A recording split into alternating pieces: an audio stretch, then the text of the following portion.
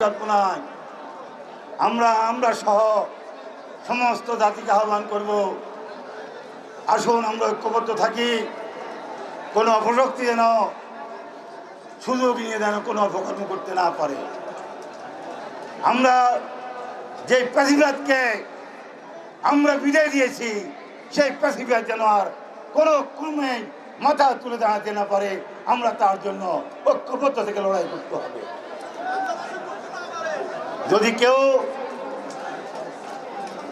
আমাদের উদারতার সুযোগ নিয়ে বিএনপির কোনো ক্ষতি করার চেষ্টা করেন, আমি এই সমাবেশ থেকে বলবো, এই সমাবেশ থেকে শিক্ষা গ্রহণ করুন। এখানে মাঠে সব লোক আসে নাই। সব লোক কি মাঠে আছে? রাস্তায় রেডি করলে দেখবেন আপনার শক্তি কতটুকু, নাকি?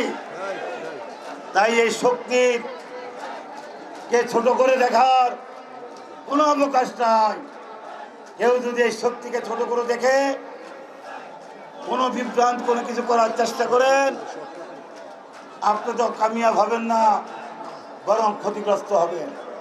তাই অনুরোধ থাকবে, আমাদের নেতা তারেক রহমানের রাষ্ট্র সংস্কারের যে আহ্বান, আসুন আমরা তা কার্যকর করি। আমাদের নেত্রী বেগম খালেদা জিয়ার জন্য দোয়া করি, আল্লাহ যেন নেত্রীকে পরিপূর্ণ সুস্থ দান করে।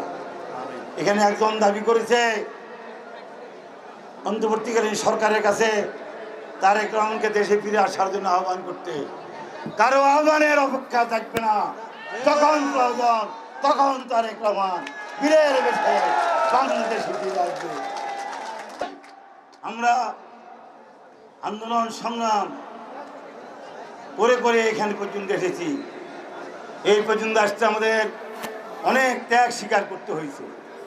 তাই আজকে অবশেষে এইটুকু বলবো, আমাদের দলের প্রতিষ্ঠাতা চেয়ারম্যান জিয়াউর রহমান, উনি এই বাকশাল থেকে দেশকে গণতন্ত্রে রূপান্তরিত করেছিলেন। আমাদের নেত্রী বেগম খালেদা জিয়া এর সাথে স্বৈরাচারের বিরুদ্ধে লড়াই করে এদেশের সংসদীয় গণতন্ত্র প্রবর্তন করেছেন। আমাদের বর্তমান নেতা তারেক রহমান প্যাসিবাদের বিদায় করে বাংলাদেশে আবার গণতন্ত্রের পরিবেশ তৈরি করেছেন। তাই এই দলকে ক্ষতিগ্রস্ত করার কারো কোনো শক্তি নাই। কেউ কোনো রকমে এই দলের ক্ষতি করার স্বপ্ন দেখবেন না। আক্কল বনকেই সেরা আজকের এই জনসভা এবং মিছিল। সবাইকে ধন্যবাদ।